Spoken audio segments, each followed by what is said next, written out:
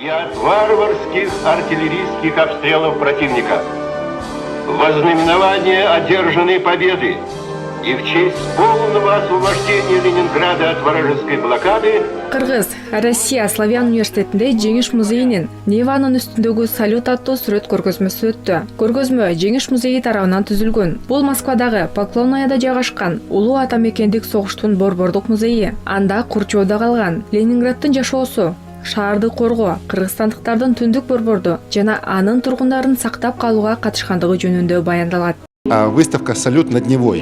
Бул көргөзмө Германиянын Советтер Союзуна кол салуусунан башталат жана шаардын коргонуу тарыхына чейин баяндалат.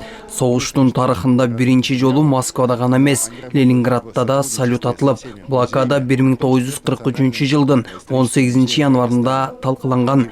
1944 жылдын 27 январы Ленинград блокададан толук бошотулуп, душман жүздөгөн километрге сүрүлгөн маанилүү дата.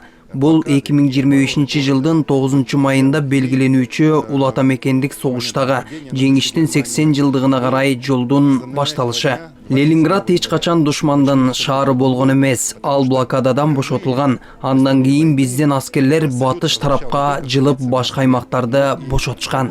Өлкөбүздүн тарыхында Ленинградды коргоо жана шаарды блокадага алуу жөнүндө эскерүү өзгөчө орунду ээлейт. Невадагы шаарды бошотуу үчүн болгон салгылашууда 4,5 миң кыргызстандык курман болгон. Бүгүнкү күндө республикада блокададан аман калган 10 гана адам жашайт. У меня умерли.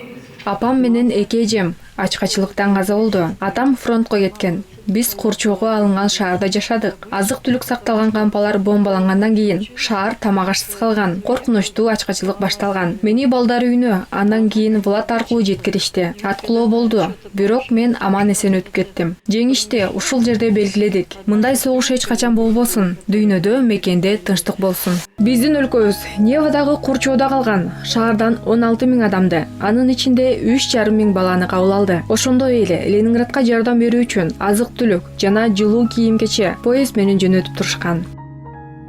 Великая Отечественная война. Улуу атамекендик согуш Кыргызстан үчүн чоң мааниге ээ. Анткени советтик аскер бул жеңишке ээ болгон жана ар бир кыргыз үй бүлөсүндө фронтко 24 саат иштеп, фронтко колдоо көрсөткөн аскери болгон. Өзгөчө Курчоодо калган Ленинград 4500 кыргызстандыкты жоготту. Канча ленинграддыктар эвакуацияланганын да эстен чыгарбашыбыз керек. Кыргыз үй бүлөлөрү бул балдарды үйлөрүнө кабыл алып, жылуулук жана камкордук көрүшкөн. Күрөмөнт айылынан келген жаш кыз Токтогон Басарова 150 ленинграддык баланы тарбиялап, аларды энелик камкордукка алып, кыргыз аялынын идеалына айланды.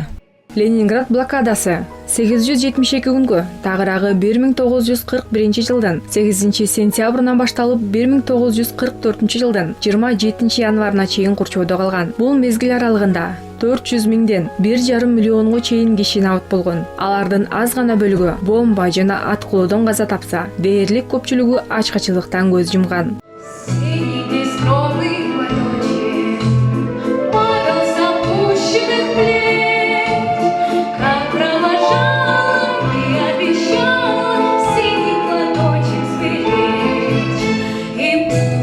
Быйыл коомчулук блокаданын бузулушунун 81 жылдыгын жана Ленинграддын фашисттик блокададан толук бошотулушунун 80 жылдыгын белгилеп жатат.